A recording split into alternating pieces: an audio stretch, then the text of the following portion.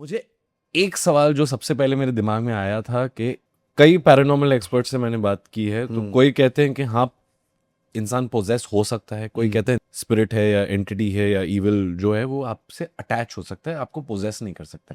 आपके एक्सपीरियंस से क्या आपको लगता है? मैं पोजीशन को कैसे समझता हूँ, क्योंकि पोजीशन होता है, 110% होता है, और एक नहीं 1000 केसेस हैं। एक केस मैं आपको बताता हूँ, बहुत इंटरेस्टिंग है। सर।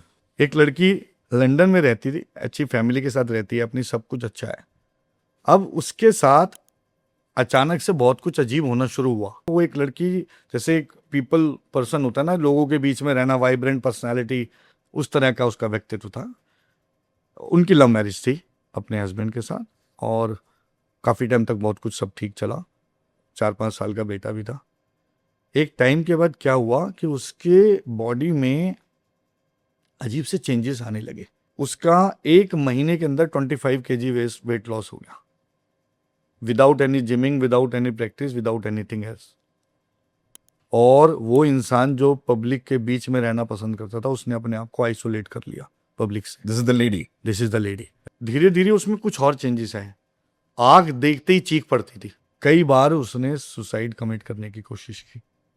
बहुत परेशान, बहुत ज्यादा परेशान। ओके। हस्बैंड को समझ नहीं आ रहा था क्या हो रहा। उनको ये तो दिख गया कि 25 kg वेट लॉस है और मेडिकल रिपोर्ट्स में कुछ नहीं है, and still he was just not ready to understand कि कुछ अलग हो सकता है। ओके। उनकी फैमिली मेंबर, उनकी एक कज़न सिस्टर जो इंडिया में रहती थी, उसने मुझे कांटेक्ट किया। उसने कहा भैया ऐसे ऐसे सिचुएशन है और समझ नहीं आ रहा है। मैंने कहा अच्छा। कह रही 1-2 जगह दिखाया है, लोग बता रहे हैं कि ईस्ट में कहीं से कोई क्रिया, इंडिया में ईस्ट में कहीं से कोई क्रिया इन पर की गई है। मैंने कहा मैं भी चेक करता हूँ।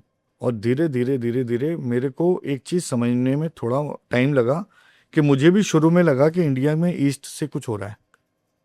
फिर मुझे डिफरेंस नज़र आया कि ईस्ट में हुआ जरूर है ईस्ट से, बट जिन्होंने किया वो ईस्ट में है नहीं।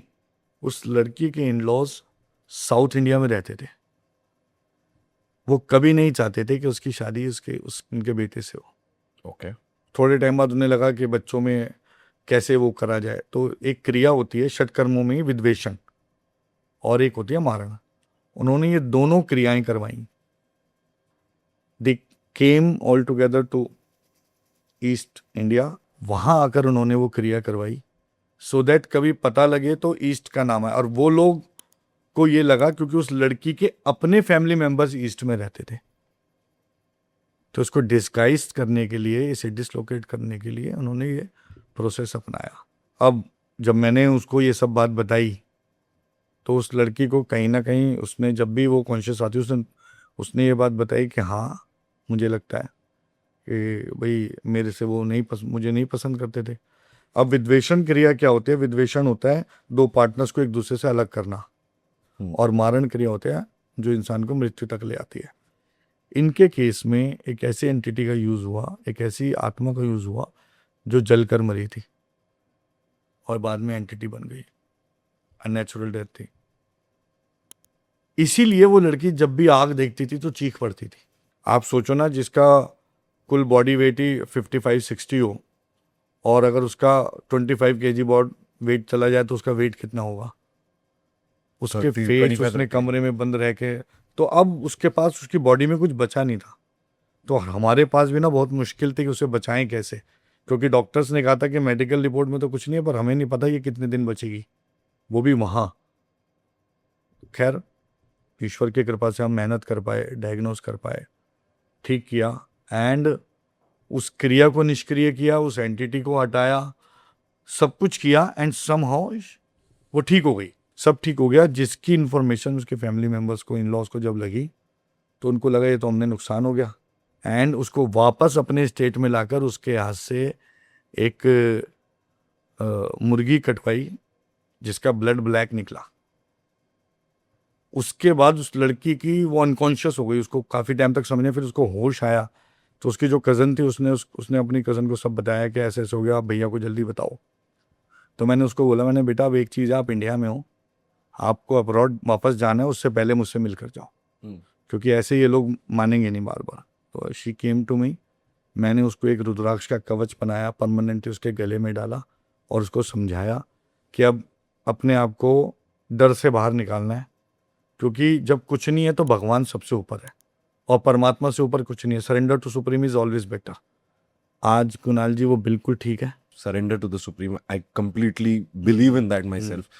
But I am sure that ऐसा भी तो होता होगा कि शैतान हमारे इस पृथ्वी पे रहते हुए कुछ उनके शायद डीमंस हो या कोई हो, वो होते होंगे, क्या वो भी पोजेस कर पाते हैं? क्या वो भी षड्यंत्र रच पाते हैं? आप कहीं भी पढ़ोगे तो आपको मिल जाएगा कि यक्ष और यक्षिणी, इनका जन्म ब्रह्मा जी ने किया सृष्टि की सेफ्टी के लिए, सुरक्षा के लिए। तो इनकी जिम्मेदारी है जो प्राकृतिक रिसोर्सेस हैं हमारे, उनका ख्याल रखना।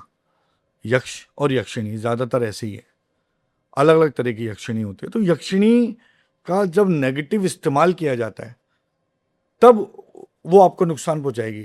यक्षिणी अपने आप बैठे बैठे अचानक से उसका मन में नहीं आएगा मुझे इस इंसान को नुकसान पहुंचाना है, कोई साधक उसको इस्तेमाल करके आप तक पहुंचाएगा, तब नुकसान होगा। तो जितनी भी एंटिटीज जो इस यूनिवर्स में एग्जिस्ट करती हैं, इवन माँ काली के कई ऐसे स्वरूप हैं जिनको हम पूजते भी हैं, और उसी स्वरूप, उनमें से कुछ स्वरूपों को नेगेटिव क्रियाओं के लिए इस्तेमाल किया जाता है। बस प्रोसेस ये होता है कि उसको उनकी भेंट दी जाए और उस भेंट के माध्यम से उनको आप तक पोजीशन के लिए भेजा जाए, तो वो होता है, बिल्कुल होता है। तो शैतान का क्या क्षेत्र है? आप समझो शमशान है, कच्चे शमशान जो होते हैं उनमें, कच्चा शमशान और पक्का शमशान क्या होता है? मैं बता देता हूँ। जब शमशान बने बहुत साल पहले, हजारों साल पहले जब भी बने, ज़्यादातर शमशानों को नदी के किनारे बनाया जाता था, और वो कच्चे शमशान यानी रेत के ऊपर ही चिताएं जलाई जाती थी और वहीं के वहीं उनको बहा दिया जाता था। तो कच्चे शमशान वो शमशान होते थे जिसमें आत्माएं, एंटिटीज सब एक साथ रहते थी, नेगेटिव क्रियाएं और सब चीज़ वहीं रहते थे। समय के साथ जब समय बढ़ा, और उसकी वजह से क्या होता था कि रात के समय कोई भी अगर इंसान उस शमशान में जा रहा है यानी उनके क्षेत्र में जा रहा है तो वो पोजेस अक्सर हो जाते थे। हम पुरानी कहानियां सुनते थे, बेटा रात में नदी किनारे मत जाओ, बच्चों से कहते थे किसी पेड़ पर कोई भी ऐसा, मतलब आप यूरिन मत करो या कुछ ऐसा मत करो, उन सब चीज़ों से बचाते थे। तो वो कहानियां नहीं थी, वो हादसे थे जिनसे सीखा था लोगों ने। तो कच्चे शमशान में रात के समय अगर आप जाओगे तो कुछ भी हादसा हो सकता है आपके साथ। पक्का शमशान क्या हुआ, उसके बाद अलग अलग समय में जब शहरों का विकास हुआ, हाँ। और उनमें मानव निर्मित क्रिमिनेशन ग्राउंड बनाए गए, तो उनको मंत्रों की सहायता से कीला गया, और इस तरीके से कीला गया कि आम आदमी इसमें 24/7 भी आए तो उसे कोई प्रॉब्लम ना हो, कोई भी नेगेटिव एंटिटी यहाँ पर उसको तंग नहीं कर पाए। तो उन्हें पक्का शमशान कहा गया।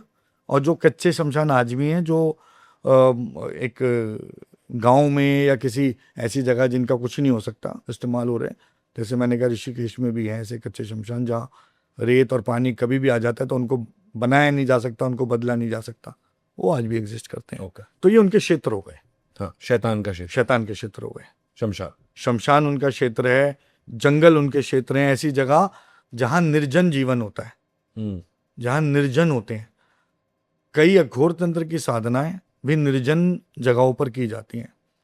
शाबर विद्या के जन्म के लिए जो नाथ घराने में अलग अलग नाथ हुए, गुरु गोरखनाथ से लेकर भैरवनाथ तक या गुरु मचंदर नाथ तक, उन सब ने साधनाएं निर्जन स्थानों में ही की हैं, शमशानों में की हैं, तभी वहां से क्रियाएं निकल कर आई।